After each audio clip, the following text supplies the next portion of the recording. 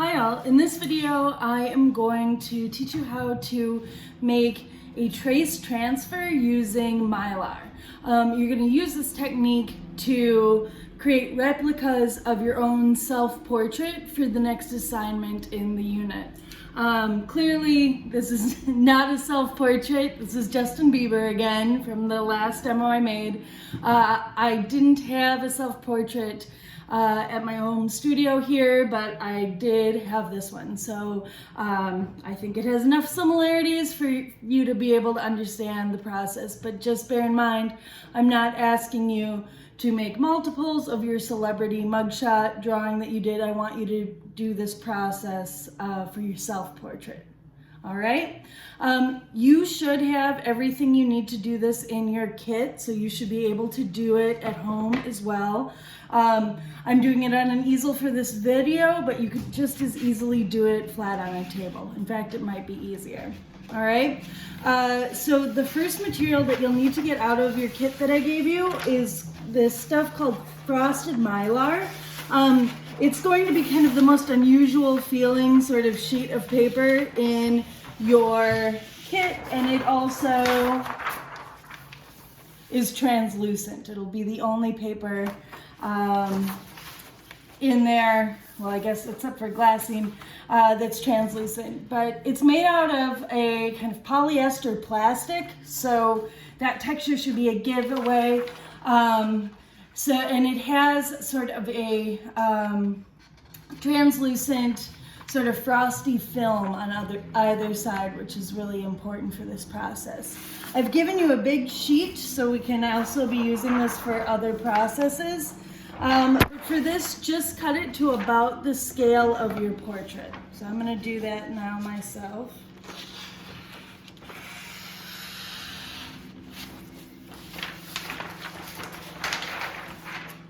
Just give me one moment here.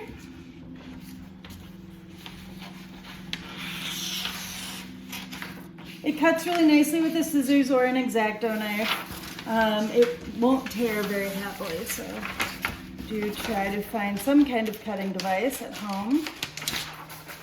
All right.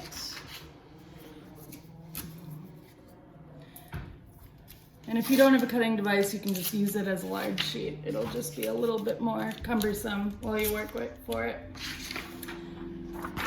All right, so here is my cut piece of Mylar. What I'm gonna do is I'm gonna tape it up right over the top of my portrait that I want to transfer.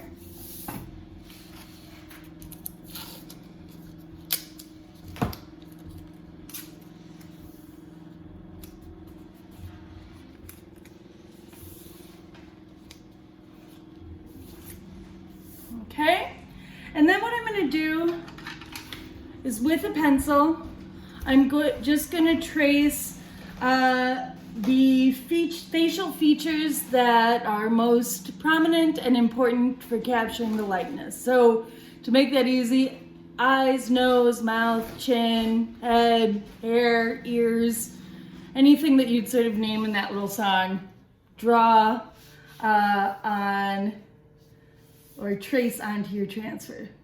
And I'm doing this with just clean line drawing.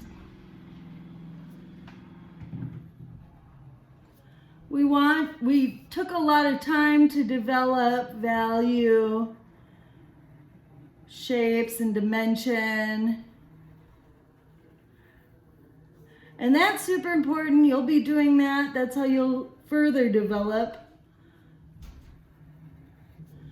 your expressive self-portraits at the next stage. But for now, we just want to use the work we've already done to ensure that we are placing facial shapes appropriately,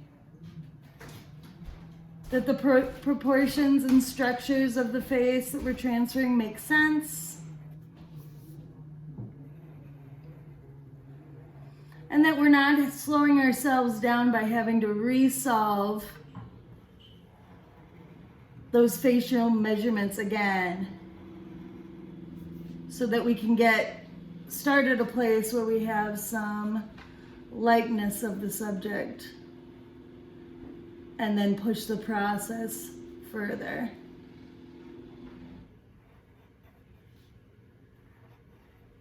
From there. So I'm getting that traced on there.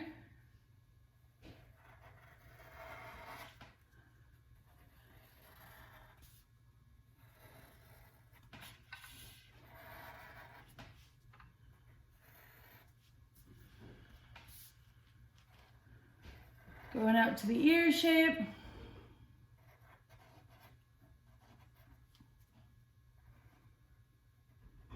And I am thinking about like, what parts do I just find hard to draw?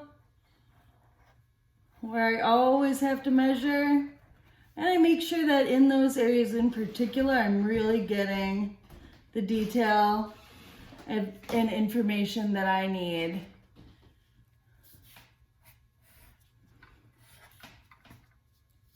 To have this face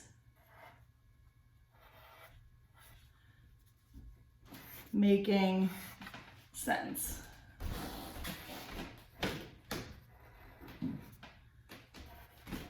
Going through, finding his hairline again.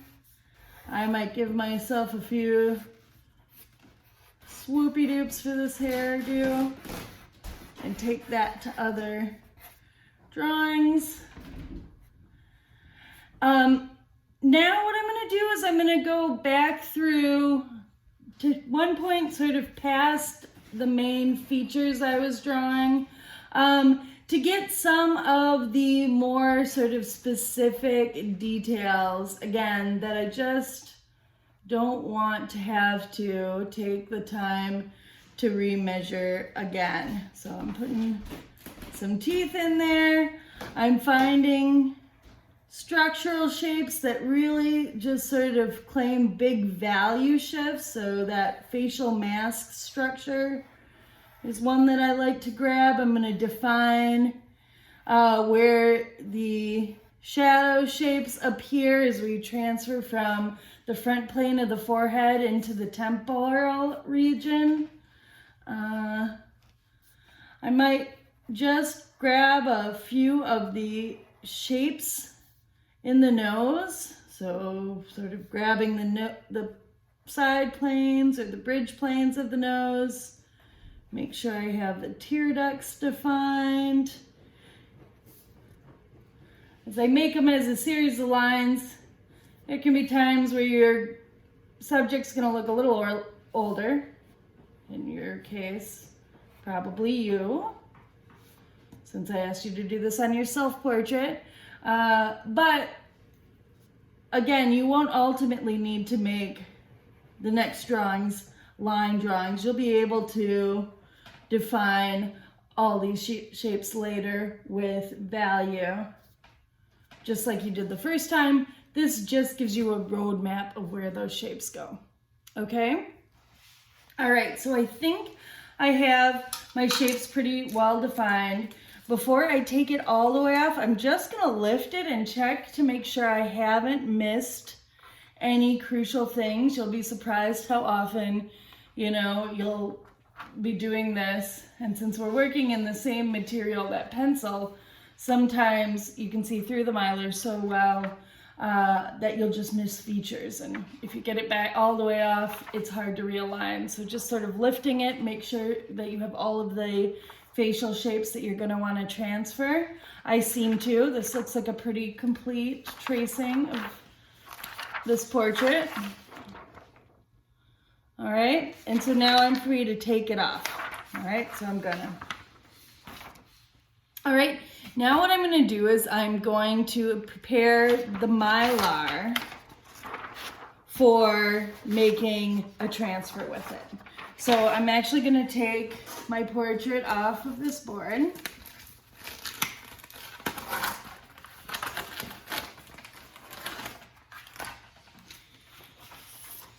And then what I'm going to do is I'm going to put, so this is the side I've always been working on. You might want to just write front on there. You see where I did that? So that just helps me recognize that I've drawn on this side of the Mylar, because the next step I actually am going to draw on the opposite side. So I flip this over. You'll be able to tell, because front will read in the opposite direction. In the video it may actually be right for you now. I always forget how that works, but when you're looking at it in real life, front should read backwards, because you want to be on the back of this Mylar material. And I'm hanging this back up. So the surface I draw with, or I drew on previously, is flush against the board. And I am looking at the back of the Mylar, which I haven't drawn on yet. All right. Now, what I'm going to do is I'm going to pick the softest pencil I have in my kit. That's either going to be a 6B or an 8B for you. I don't remember, but pick one of those, either 4 or 6B out of your set of graphite pencils, which came in a little sort of tin in your kit. We use a very soft pencil on this side of the material, because we're actually going to, as a third step, use pressure to push the pencil lines that we draw on the back of this Mylar onto a new piece of paper, which is how we make the transfer. It's a little abstract to think about, but you'll see it in just a minute. So the softer pencil that you use, the darker, stronger, more visible line you're going to get in your transfer. So remember that 6B or 8B pencil is what I want you to use. All right.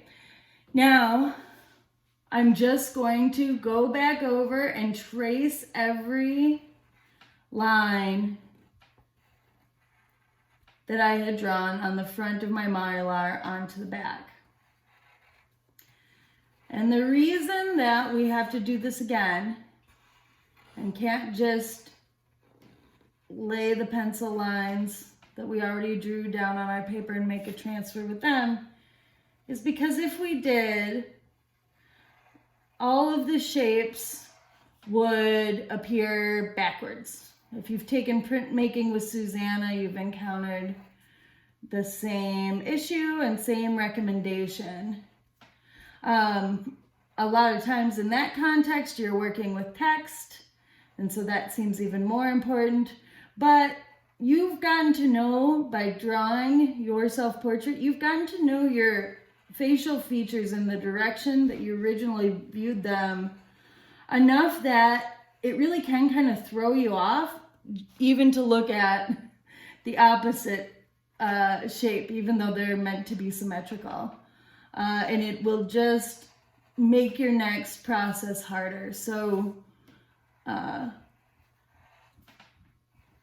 while it seems perhaps a little bit like an extra step, I really do think it makes life easier, and it doesn't take that long.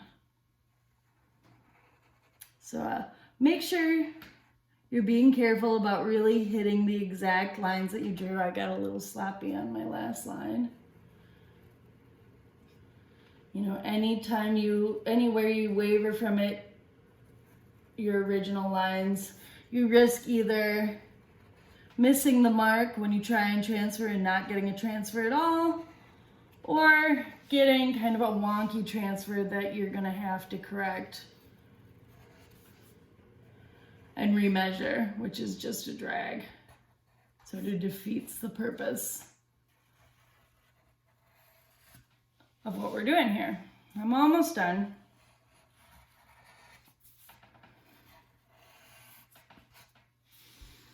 Okay, just have an ear.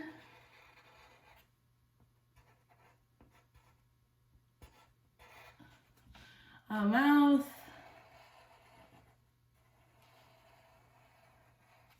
The softer pencil makes a bolder line too than your original marks that you're seeing through. So it's pretty easy to be able to tell what you've drawn over and what you haven't, which is helpful as you're drawing. Okay. some hair. I kind of missed my mark.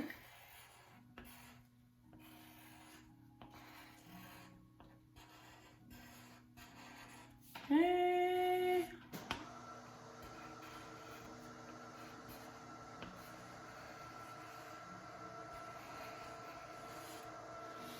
All right, I think I have all my lines made. It can be helpful to sort of tilt your head and look for the sheen of the graphite. You'll be able to see it on this side, and that'll help you know that you've traced all of the shapes that you need to trace.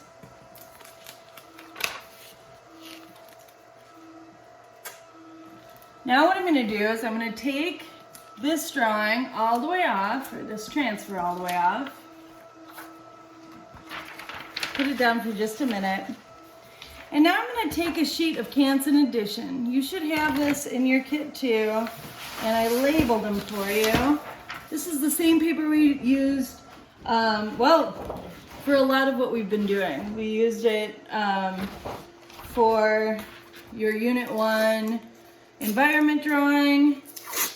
It is the paper that I gave you for your celebrity mugshot portraits. And I think some of you probably also used it for your personal self-portraits, and some of you did them in your sketchbook or other paper, which was totally allowed. But this time, I do want you to use the Canson Edition because I think it's helpful for this exercise to get multiple faces on a single page. If you look at the examples from peer students that are in the lesson plan for this drawing, you will see that most of those have several expressive self-portraits sharing the same page.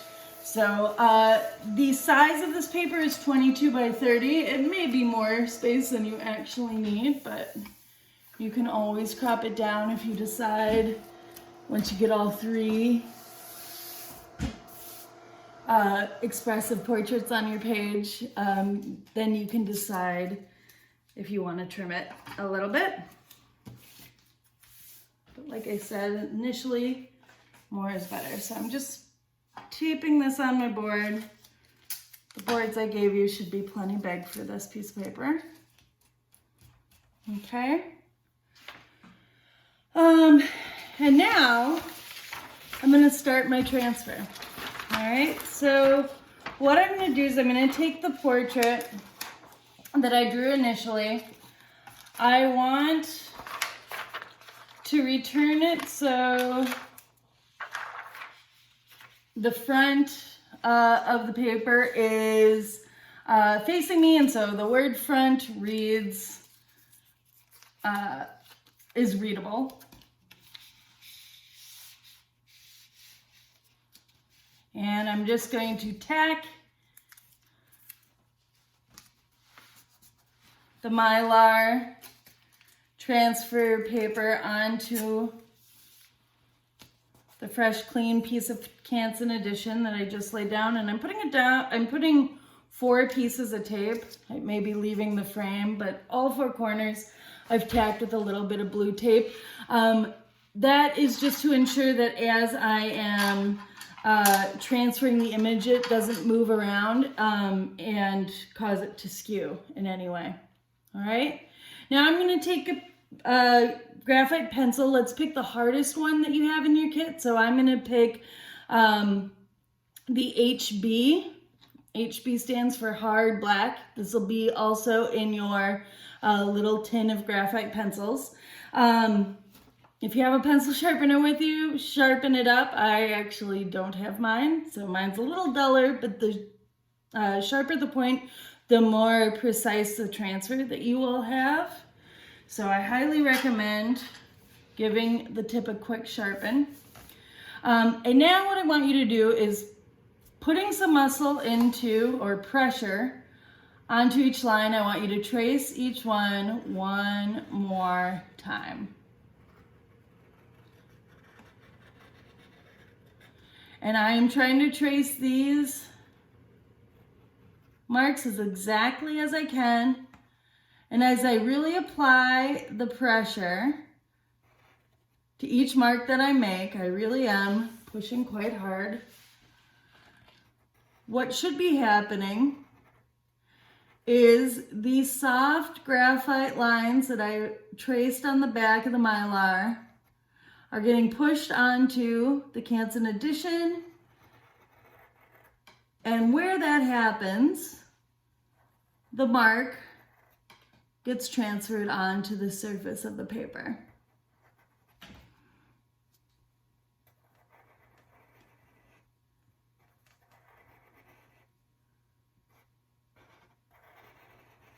And this is the point where it gets harder to know what you've traced over.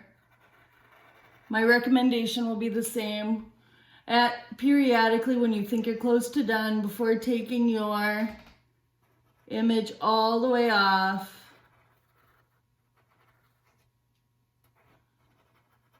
just lift the bottom corners to verify that all the marks that you want to be there are there. You can also do a sort of test to see if the lines are looking shinier, blacker. It's subtle though, so I think the lift test is actually just better. So I'm gonna do my first lift test now, see where I've been. I know I have quite a bit to do. Can you see that? I'm getting some pretty good transfers. I totally have one eye to do, the whole mouth to do, most of the perimeter of the face left to do. But I can handle that.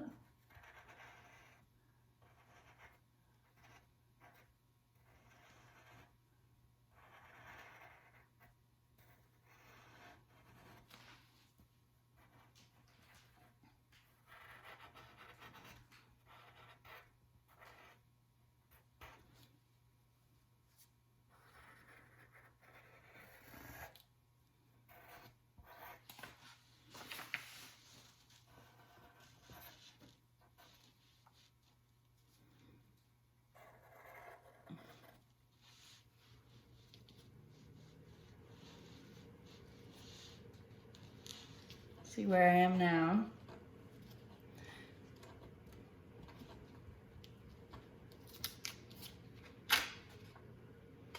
Come in 2 eyes, a nose, we need a mouth and a chin. I got 2 ears.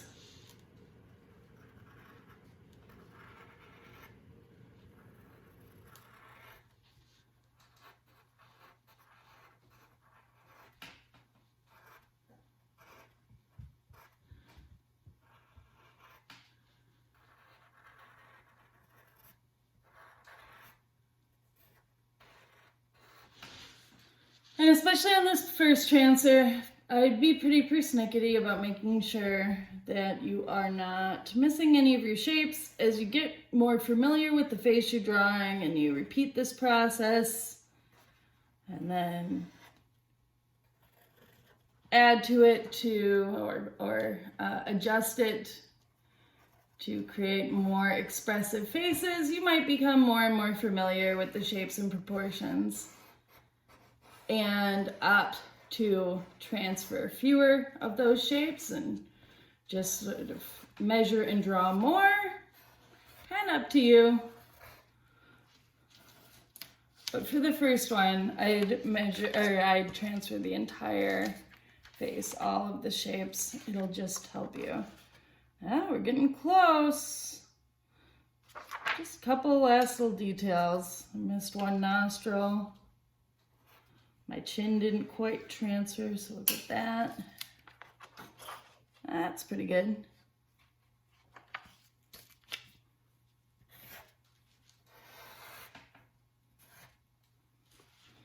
All right, and when I think I have all the shapes that I need from this, I'll take it off, and you can see the lines are relatively faint, which is what I want. The nice thing is they're also all made with graphite, and that's really important. Oh, I missed a whole eyebrow. Well, I'll draw that in. So look at my reference. You could put this back, your original back up, or you could just kind of fill in your gaps. But because we created the transfer not with like a carbon paper, but with graphite lines, it lets them erase really easily, which gets to be important for the nature of the assignment that I've given you, where I am asking you to start with this trace self-portrait as a starting point, but then look in the mirror, watch the expressive facial study video, use the online or physical handout that I gave you about the different expressive facial muscles, and make your face have different expressions. Smile, wink, yawn, laugh, and then tell me a little bit about what muscles are part of that activity. All right? This transfer, so, I would get to this point, and then, with your first face, switch gears, apply the process that's in the next video to help you change the expression of that face. And then what you're gonna do is grab your transfer, don't lose it, or your tracing transfer paper. And then you will find another spot on the page to transfer another face and do it again. Ultimately, I'm gonna have you do it 3 times. Does that make sense? I hope so. When you are starting to change the facial expressions, the big thing to keep in mind is your structural shapes, the shapes that are defined by the bony landmarks. So things like the nasal bone, the structures of the eye socket, the temporal shapes, the projections of the cheekbones or zygomatic bones, the structure of the jaw shape. Those bony shapes, they're going to stay in relatively the same position. But the soft muscle and skin level shapes get to do a lot of moving, and you'll be able to observe how different heights, widths, shapes sort of change in response to your different facial expressions, which gets to be really fun to notice. All right? So hopefully the other video will give you some context on that too, and we can also check in on your progress on Wednesday. So bring your in-process self-portraits with you that day too. All right? Good luck, everybody. Bye.